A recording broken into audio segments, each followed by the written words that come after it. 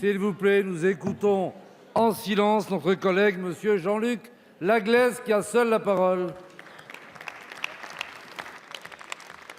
Merci Monsieur le Président. Madame la ministre de la Santé, vous venez d'annoncer que le délai d'abstinence total pour les homosexuels avant de donner leur sang va passer de 12 à 4 mois. Et oui, mes chers collègues, les homosexuels vont passer de citoyens de 3e zone à citoyens de 2e zone. Madame la ministre, ce que je veux vous dire aujourd'hui, c'est que l'homophobie se cache dans le regard de chacun de nous. Si l'on considère qu'un homosexuel doit attendre 4 mois sans rapport amoureux avec son compagnon pour être considéré comme sain, alors notre regard sur l'homosexualité est bien dénigrant. Pourquoi un hétérosexuel ne doit-il pas attendre ces 4 mois? Oui, l'homophobie est dans le regard. Pourquoi tant de parents jettent-ils à la rue leur enfant lorsqu'ils découvrent son homosexualité? Eh bien parce qu'ils ont peur du qu'en dira-t-on. L'homophobie est dans le regard et ce sont plus de 7500 gamins qui sont jetés à la rue par leurs parents aujourd'hui en France. Pourquoi tant de jeunes gays se suicident-ils? Parce que notre regard est loin d'être bienveillant, parce que notre société n'est pas aussi accueillante. L'homophobie est dans le regard et ce sont 5 à 10% des jeunes LGBT qui ont déjà tenté de se suicider. Alors quand on dit à un homosexuel qui doit attendre 4 mois sans relation amoureuse avec son compagnon, on lui signifie quoi? Qu'il est différent, qu'il est dangereux. Et que signifie-t-on aux autres? Attention, cette personne est potentiellement dangereuse.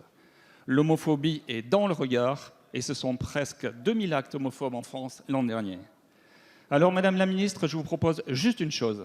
Inscrivons dans le prochain PLFSS les études que vous avez prévues dans 2 ans pour nous permettre à tous de changer de regard. Je vous en remercie. Merci, monsieur le député.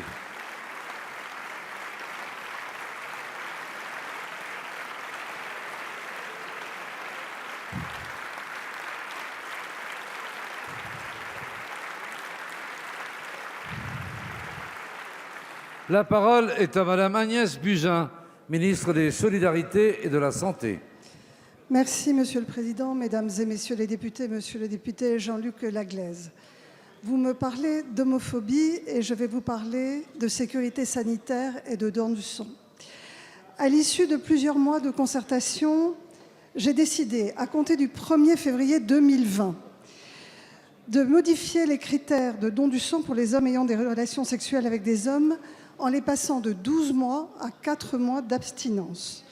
Ma décision s'appuie sur des éléments scientifiques et indépendants, des mesures qui ont été conduites, vous le savez, des études conduites au ministère ces 2 dernières années.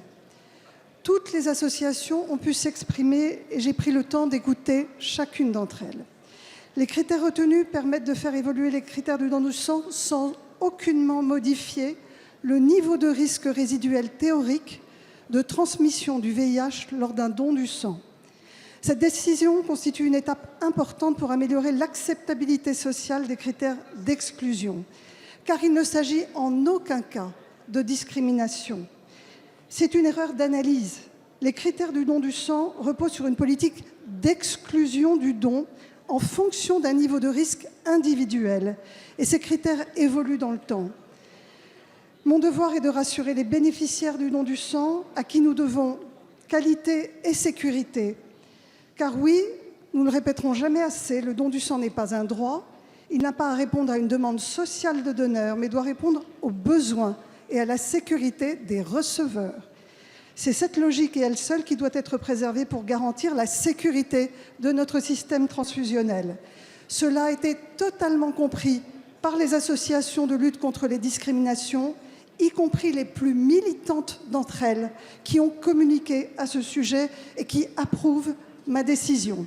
Cette évolution conforte notre modèle de don solidaire, éthique et responsable. Je vous remercie. Merci.